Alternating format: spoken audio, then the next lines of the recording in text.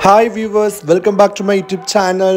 இன்னைக்கு இந்த வீடியோல என்ன பார்க்க போறீங்கன்னா மன்சூன் இன் தென்காசி அப்படிங்கிறது வந்துட்டு ஒரு தனி வீடியோவாவே எடுத்து போடலாம். அதாவது ஒரு வீடியோ இல்லை, பல வீடியோஸ் எடுத்து போடலாம். ஏன்னா அந்த அளவுக்கு மழை காலத்தில், அதுவும் இந்த குறிப்பாக சொல்லணும்னா மழை காலம் கூட கிடையாது, இந்த ஒரு ஆடி மாதத்துக்கு முன்னாடி நம்ம சம்மர் முடிஞ்ச அந்த ஒரு சமயம் வந்து குற்றாலம் பார்த்துட்டிங்கன்னா வேற லெவலில் இருக்கும். Not only Courtallam, Tenkasi and Courtallam சரௌண்டிங்கில் எந்த பிளேஸுமே இட்ஸ் ஜஸ்ட் அமேசிங்.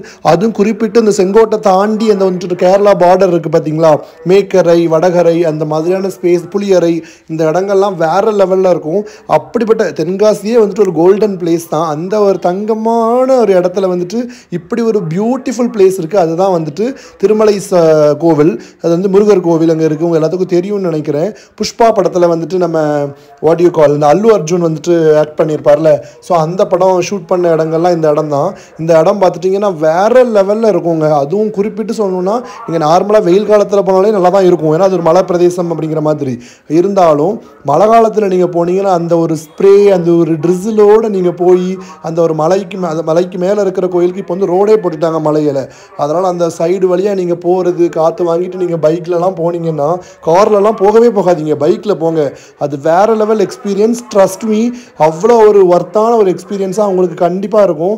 நானே பாருங்கள், பைக்கில் ரோட்டை பார்த்து ஓட்டாமல் நான் சைடு பார்த்து ஓட்டிகிட்டு இருக்கேன். பிகாஸ் அவ்வளோ அழகான ஒரு நேச்சரை வந்துட்டு அவ்வளோ அழகாக எக்ஸ்பீரியன்ஸ் பண்ண முடியும்.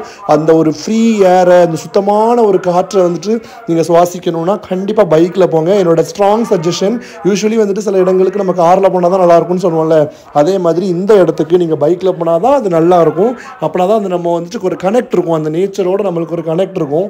அண்ட் ஸ்பெசிஃபிக்காக இந்த இடத்துலேருந்து நீங்கள் வந்துட்டு இந்த மேக்கரை அடவிநயினார் டேம் பார்க்குறச்சே அது வந்துட்டு வேறு லெவலில் இருக்கும். ஸோ அது எல்லாமே நீங்கள் எக்ஸ்பீரியன்ஸ் நான் சொல்கிறத விட நீங்கள் போய் பாருங்கள். குறிப்பாக மழை காலத்தில் நீங்கள் அங்கே போய் பார்த்தீங்கன்னா உங்களுக்கு ரொம்ப நல்லாயிருக்கும்.